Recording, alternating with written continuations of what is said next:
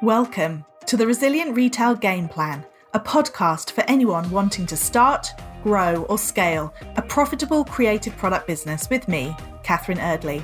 The Resilient Retail Game Plan is a podcast dedicated to one thing, breaking down the concepts and tools that I've gathered from 20 years in the retail industry and showing you how you can use them in your business. This is the real nuts and bolts of running a successful product business, broken down in an easy, accessible way. This is not a podcast about learning how to make your business look good. It's the tools and techniques that will make you and your business feel good. Confidently plan, launch and manage your products, and feel in control of your sales numbers and cash flow to help you build a resilient retail business.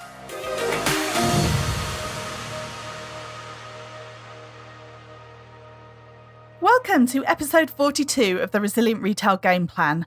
My name's Catherine Erdley. I'm your host as well as the founder of the Resilient Retail Club. The Resilient Retail Club is my membership group for creative product businesses, and you can find out more at resilientretailclub.com. Today's episode is all about loyalty. I am so passionate about this topic. I think it is one of the biggest opportunities for so many businesses to really focus in on their most valuable customers. And I'm delighted to be joined today by Fiona Stevens from Loyalty Lion. Loyalty Lion is a loyalty scheme provider. It works with many different websites, including Shopify.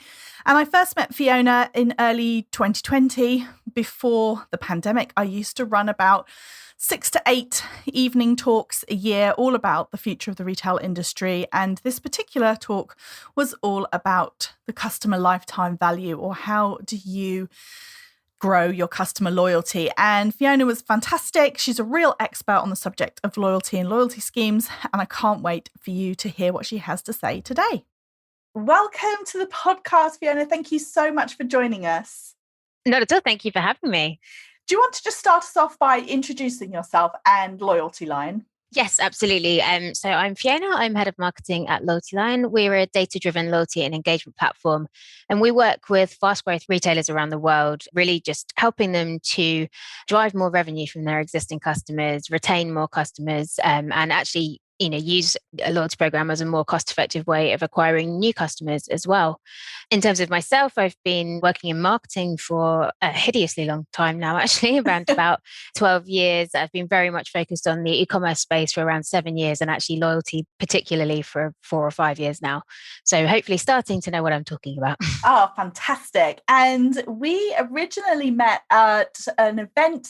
I always think this is almost like the last thing that I did just before lockdown really kicked in. So last March, when I was still doing evening panel talks about the retail industry, and we had a really fascinating discussion all about customer lifetime value and loyalty, and it was so interesting. And I just think that I took so much away from it because I feel really passionate about customer loyalty. It sounds like an odd thing to say, but I don't know if you agree with me, but I often think it's one of those things that people don't think about first off, but is so powerful for their businesses. Absolutely. I completely agree with you. I think two things happen. Either people don't prioritize it and they get distracted almost with acquisition and, the regular flow of new customers coming in, or they do have loyalty up and running, but it's very siloed and it's not really integrated into the rest of the company's marketing, which is equally kind of problematic. I think there's an interesting legacy issue on both the consumer and the retailers' sides with loyalty programs, in that we've all seen or been part of, in fact, programs like Nectar, Tesco, Clubcard and things where we haven't seen the best return on our investment as consumers. The traditional systems have been quite complicated to use. Right. Not very clear what the value exchange is, not very clear how to actually even get hold of your points. And from a retail perspective, people are coming at it with that consumer mindset of, it's extremely complicated. That's just, we'll leave that. It's too much, And I think that complexity really doesn't have to be there. So it's interesting to see see if we can change attitudes a little bit. Yeah, no, I love that. And I think for me, it comes down to the truth that I keep saying to people. One of my mantras is that nobody's more likely to buy from you than someone who's already bought from you. So making sure that when you're talking to people, and as you said, it's not all about that acquisition, it's not all about getting people fresh eyes, because actually it's a lot harder to get someone who's never heard of your business before to purchase than it is to reach out to a customer that you've already delighted and say to them, hey, look what I'm doing now, or how about you come back? Absolutely, yeah. They're your biggest revenue source, your existing customers, and actually, they're, as I said before, they could be your most cost-effective acquisition channel as well. They're the most likely to talk about you, whether that's on social media or whether that's referrals, whether that's leaving reviews, in all sorts of different ways. They're extremely valuable to you, not just in terms of repeat purchase, but in terms of a halo effect as well. So let's just take a little step back. So for anyone who's listening who don't have a loyalty scheme or who aren't really sure about the role that it would play in their business, let's look at how you would actually define the term customer loyalty. When we talk about loyalty, what are you actually talking about? It's a really good question. And I think it does mean different things to different brands. Obviously, there are brands who have highly repeat purchasable products, cosmetics. I replace my face wash every month or so. There are those things that you buy over and over again. And then there are those things like perhaps jewelry, which are slightly fewer and further between, but you still want to be capturing that repeat purchase. So I think it does mean different things to different brands, but essentially at the very surface level, customer loyalty is about repeat purchase. It's about getting people back to buy from you again. But I think actually, if you dig down a level, it's not just all about purchases. What that really means is about engaging with customers in between their purchases.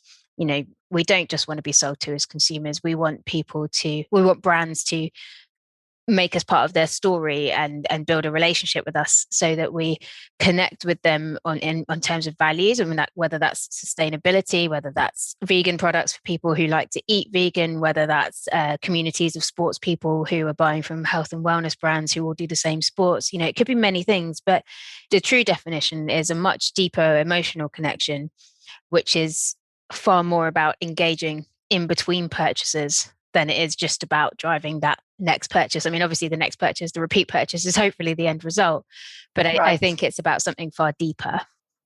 I mean, would you describe it as almost relationship building then with your customers?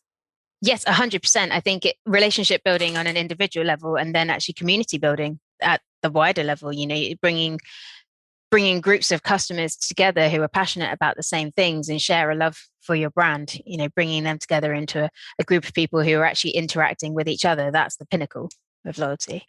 I see. Right. So it starts off sounding like a simple thing, get people to come back and buy more frequently, but then it's sort of very quickly you can see how it becomes about driving a community. And yes, it's such a fascinating one because I definitely do think that the brands that I've seen that are really taken off in recent years. So one that comes up quite often is Lucy and Yak, the dungaree brand, for example. That really is about a movement, isn't it? They even call it Join the Comfort movement when you sign up to their email list. And it's about bringing people together around shared values and ethics and belief in having a fair supply chain and everything else, and also the kind of fun and quirky aspect of the clothes. So do you think that more and more that's what customers are looking for? It's not just about the transactional, they want the transactional and then also the emotional. Yeah, 100%. I think shopping behaviors are changing quite rapidly. And particularly with COVID, actually, I think during the course of the pandemic, people have definitely done a lot more online shopping, but they've had a bit more time to think about who they're buying from. Mm-hmm. And I think those relationships with brands have been very important over the past 12 months where we've been able to have less physical contact with our existing relationship. So yeah, I absolutely think that's the case. And we're seeing some fantastic examples actually of brands who are using their loyalty programs to really communicate what they stand for as a brand. So one example is Pacifica Beauty. They have made one of their points rules around recycling. So if you recycle your, I think it's mascara packaging, mm-hmm. back to them, they award you points that you can then redeem further down the line. Another good example is a pet food brand, Edgard and Cooper. You can claim your points for money off rewards, those kinds of things, or you can use it to donate to a dog shelter of your choice and things like that. And I think we're seeing a lot of examples of brands accepting the idea that actually there's now a conscious consumer who's shopping in terms of their beliefs or in shopping with brands that align with their values rather than just shopping on price. And there are some really fun things you can do to make sure that you're really demonstrating to them that you're with them on that journey. Right. So it's not always about the money. And that's the other thing, I suppose, when you talked at the beginning about the legacy of some of these older loyalty schemes, when I talk about loyalty and building loyalty, people I think often, as you said, have that in their head about Nectar or Clubcard points, that kind of thing. But what you're talking about here is that the loyalty scheme being not just about a financial reward or a discount for a repeat customer, but it's actually going beyond that and asking yourself, well, I guess what is the question that you would ask yourself? So if you're a small brand or a rapidly growing brand, and you're thinking to yourself, right, I really don't do enough to kind of talk to my customer base, and I want to engage them, and I want to put in a loyalty scheme, and I want to get that interaction, as you said, about the sort of in-between purchase interaction of talking to directly to your warmest audience.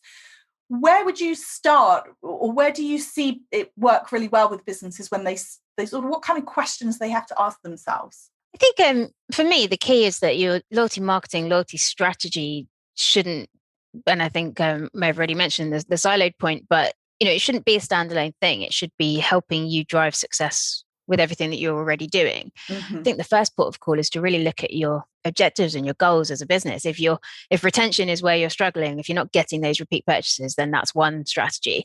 If actually you're struggling with acquiring new customers, then that's a slightly different strategy. But your loyalty program can support whichever goal it is you're looking to work on, rather than being a whole new standalone goal, if that makes sense. So yes. I think the first thing I would do is really look at all the marketing that you're already doing. So, when you launch a program, you want it to align with your brand. So, you mentioned that Lucy and Yak have a really nice name for theirs. And again, you can have so much fun playing with the names of your tiers, with the name of your program, with the name of your points. There's a whole lot you can do to make it a really nice extension of your brand. And I think that's the first piece, because that's the thing you probably don't want to change over time. You can change, you can build on your program, you can start so simple and you can build on it, but you want to get that brand identity and the message you're trying to put across right from the get-go. You want to make it feel like a bit of an exclusive club for people who love your brand, Right. Yeah, there's the objectives, the identity, and then there's really having a good long look at what marketing am I already doing and what tools am I already using, and how can I integrate a loyalty strategy into that to make that more powerful. So as an example, if social media is a strong channel for you, then look at awarding customers points if they follow you on Twitter or Facebook or Instagram or whatever it might be. Look at awarding them points if they join your Facebook group. And there's loads of ways you can be driving social engagement using points, and that gives you another way to interact with customers between purchases. So you're giving them a way to engage with you and earn points, but you're also making sure that you build up your social media following and probably drive more engagement down the line as well. Or conversely, reviews. You probably already have a reviews provider. You might not be getting enough reviews. So look at incentivizing reviews with loyalty points. You're already working on those reviews. You're not spending any extra time by integrating it with your loyalty program. You're just making it more effective. That's such a great point. So it's not just about rewarding purchasing. Ultimately, I suppose what we're talking about here is we're rewarding behavior that you want your customers to do. Yes. Obviously, the most rewarding behavior from a financial perspective is purchasing, right? So that's sort of number one. That's the end goal. But I suppose then what you're talking about here is taking the loyalty scheme and using it to encourage other behaviors which are beneficial to you. Somebody said to me the other day, and I thought it was so interesting. They said, it's very rare that things that you do for retention are not also good for acquisition, if that makes sense. Wholeheartedly agree with that. Anything you do to engage your existing customers is very likely to be the exact same thing that brings you new customers. So what you've just talked about there, so reviews is a great way to engage your existing customers, and they can get some points for having reviews. But then having those reviews will build your social proof, and it means that when a new customer arrives and they see 200 5-star reviews, they're just going to not even ask any questions about your sort of legitimacy. They're going to be like, yeah, they're a great company, clearly lots of people like them, let's purchase from them. There's many conversions, not purchases are not the only conversion points for e-commerce brand. Newsletter signups, social media following, referrals, reviews. There's so many conversion points along the way that I think people forget to consider. So also, I suppose things like user-generated content, where you're getting people to share a photo of them on social media wearing your item or with it in their house, for example. Again, that's something that you could incentivize, presumably through loyalty. You could say, all right, well, you get points for sharing a photo, and also then that helps you massively. I think user-generated content is a really powerful way of just showing your product to other customers and saying, hey, people like you buy things like this, so why don't you buy it? Yeah, absolutely. And, there's some great reviews providers out there, people like Akendo, reviews.io, Looks, who are, they're building in the extra functionality like videos and photos and things, so that, yeah, those reviews are much more powerful. And I think with Akendo, you can even look at different points for different reviews. So if it is just a text review, you get this, but if you add a photo, you get extra points and things. So right. Yeah, it's powerful. We talked a little bit about at the beginning, sort of not just the repeat purchasing. So there are going to be some businesses that will have high repeat purchases, and you used skincare as an example, which is one of the sort of classic, lots of replenishment purchasing, so people purchasing again and again. But then what would you say to somebody who has a business that almost by definition is lower repeat? So bridal, I suppose, springs to mind, right? Because that's the one where hopefully nobody wants to be in a position where they're purchasing multiple wedding dresses. So how would you encourage people to look at their loyalty schemes in place where it's maybe not as, and even if it's not as extreme as bridal, but just where repeat purchasing isn't? Well, you mentioned jewellery, and I guess certainly some sort of high price point jewellery is another example where it's less frequent repeat purchasing. Yeah, it's definitely a challenging one, and it's definitely a different approach. And I would say, probably shouldn't say, but a loyalty program is not for every brand necessarily. Right. But I think a customer community and engaging between purchases is really important for every single brand. It's looking at the different touch points you've got in between those purchases, so that when that person does decide they want to buy another piece of jewelry, it is you that they think about first. And I think we see some brands doing that really, really well. I mean, the obvious one is Sephora. That is quite a highly repeat purchase product, but just the community that they've created is fantastic. They have forums where people just chat. Right. It's barely even linked to the brand. It's just consumers talking to each other. So I think, if it's high-end fashion or if it's jewelry, you've got an amazing opportunity to create a kind of destination where your customers are interacting with each other and interacting with you as a brand by default. And, there's all sorts of amazing content you can be pushing out in between their purchases. Yeah. So I think that's one element. And I think the other thing is we're very much trying to move away from this idea of points and prizes, where it's all about just transactions and money off your next purchase, but more creating really VIP experiences for your loyal customers. So, rewards don't have to be money off the next 3 purchases. A reward could be early access to the next sale. Right. It could be join the highest tier, or spend enough to get into our highest tier and you get to join a product tester panel. Right. Or you get access to our new collection when it launches before anybody else does. There's a huge number of things that you can do to really create a VIP experience that actually cost you very little as a brand. It costs you nothing to open up yourself 24 hours earlier to your most valuable customers. Right.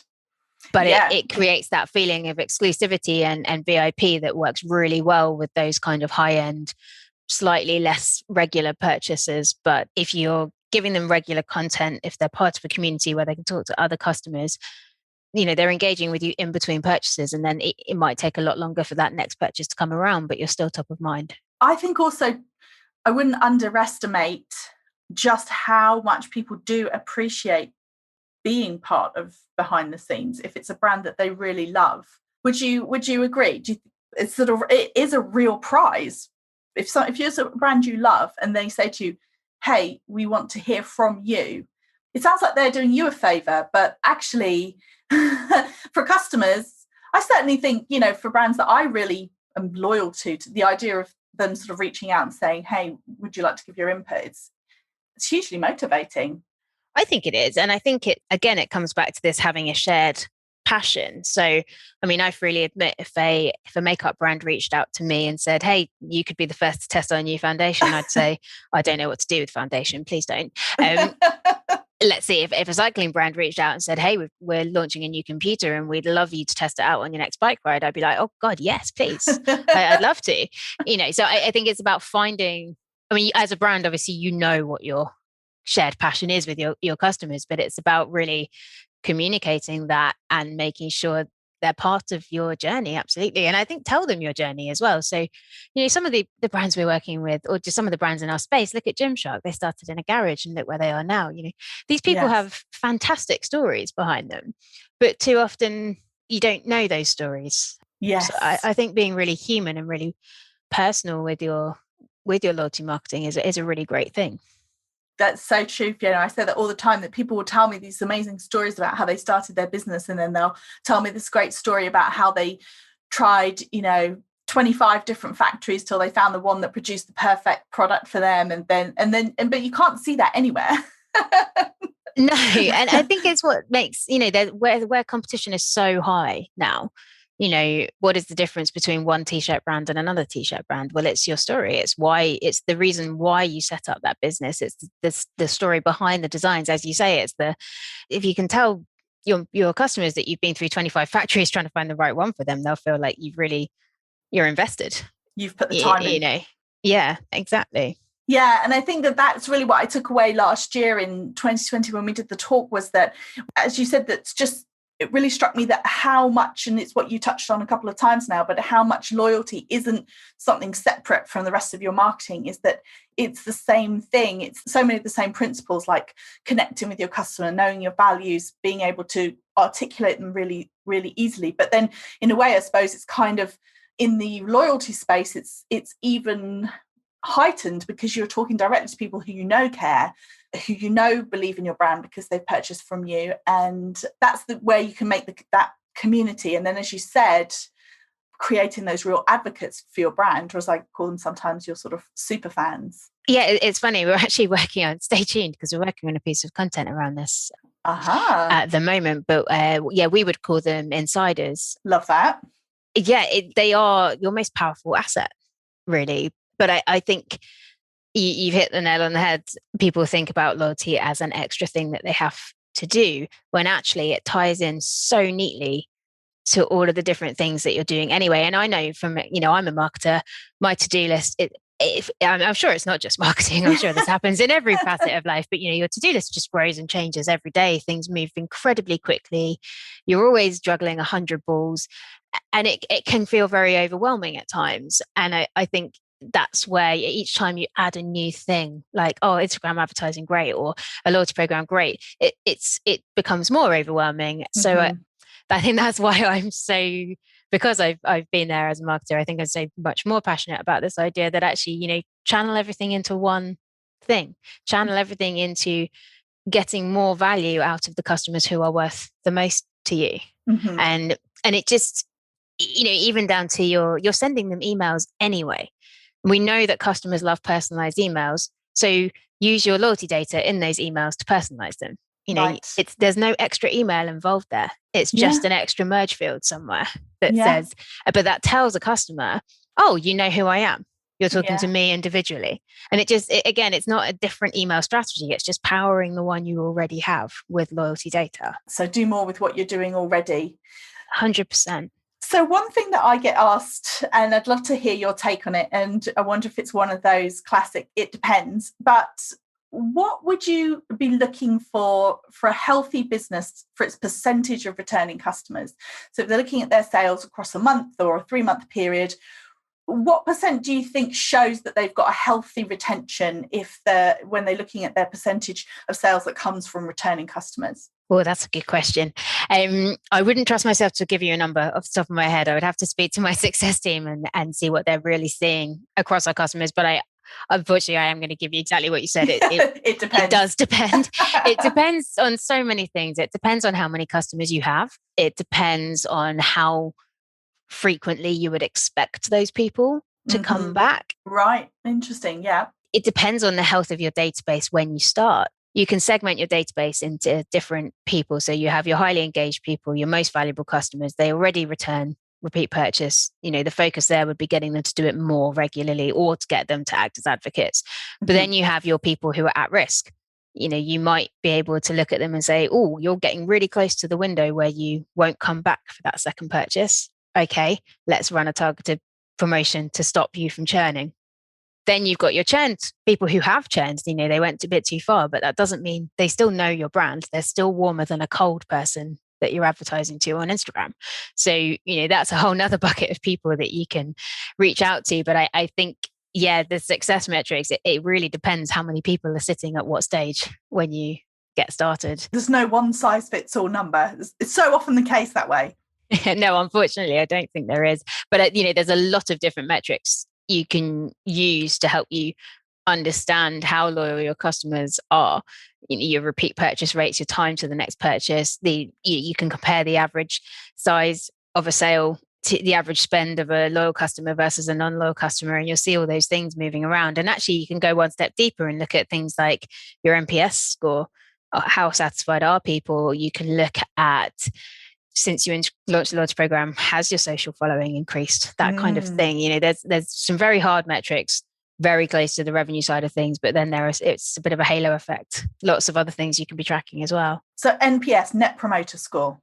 Yes, correct? That's right. Yes. Which is basically, for anyone who's not familiar with that, it's a sense of how happy people are with your brand, really, right? Absolutely, yeah. And you can be serving a survey regularly to your loyal customers and gauging that almost as a barometer. This might be an odd question to ask a loyalty expert, but is there such a thing as a business that you would look at and think, actually, I'm slightly concerned that too many of their sales are coming from loyal customers and they're not getting enough newness? Or is it almost, hey, if you're getting most of your sales from your loyal customers, then I suppose that suggests that you're maybe not growing, right? If you're getting most of your sales from your loyal customers. Yeah, that's a really fascinating question. I think, again, it depends on what you're selling and what you'd need to know what your customer lifetime value is in terms of how many years are you keeping a customer on average. If you're keeping a customer for 1 year and they're purchasing 5 times in that year, but you know that you can expect them to churn at the end of that year, then yes, they will need to be replaced. So I think it is a delicate balance between acquisition and retention. I don't think you can just stop acquiring new customers. Yeah, I think that would be a risky business. I think you do have to be topping up the top of the funnel as well. Yeah, I think it's important to understand what the lifetime of a customer really does look like with your product and your brand and make some decisions based on that. Fantastic. Yes. And I think really what I would just stress again for listeners, and I'm sure you'll agree, is that it's just so profitable to grow your loyalty because you're not paying acquisition costs. You're just, as you said, working with your most valuable asset, which is the people who love your business enough to trust you to have made a purchase. Where this is getting even more interesting actually is the subscriptions side of things. Right. Most recently as well, because obviously that's a whole nother set of customers who are tied into your brand and generating sort of more stable revenue for you. And we're seeing so many more subscription brands around these days across everything from gin to books to coffee. There's hundreds of people who've been able to turn their products into subscription boxes, which is fantastic in terms of retention and loyalty. Well, thank you so much for your time, Fiona. I really appreciate it. And do you want to tell us a little bit more about Loyalty Line and where we can find out more? Yeah, absolutely. So you can find us on loyaltyline.com or obviously LinkedIn or Facebook, Twitter and Instagram as well. Feel free to reach out to me, Fiona Stevens, on LinkedIn. I would love to chat. And we're also obviously on the Shopify App Store, BigCommerce, Magento marketplaces as well. Amazing. Thank you so much to everyone who tuned into today's episode. Do keep an ear out for next week when it is both my birthday and the Resilient Retail Club's birthday. So I've got an exciting offer to tell you about. If you have a minute to rate and review the podcast, it really makes such a huge difference. I promise I read every single review personally.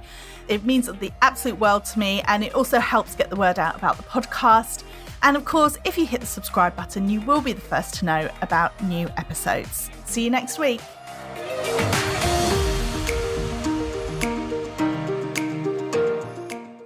If you've enjoyed this week's episode, then I invite you to check out resilientretailclub.com. The Resilient Retail Club is the membership for anyone wanting to start, grow or scale a profitable product business. No more trawling Google trying to find the answers to your questions or wading through general business advice that speaks mainly to service-based businesses. Whether you're still at the idea stage or you've been going for a while but want to get more focused and organised when it comes to your business, the Resilient Retail Club is the place for you. With a library of courses tailored to creative product businesses, several live sessions a month, and a supportive and active community, the Resilient Retail Club is the perfect membership to help you hit your goals faster. Check it out at resilientretailclub.com.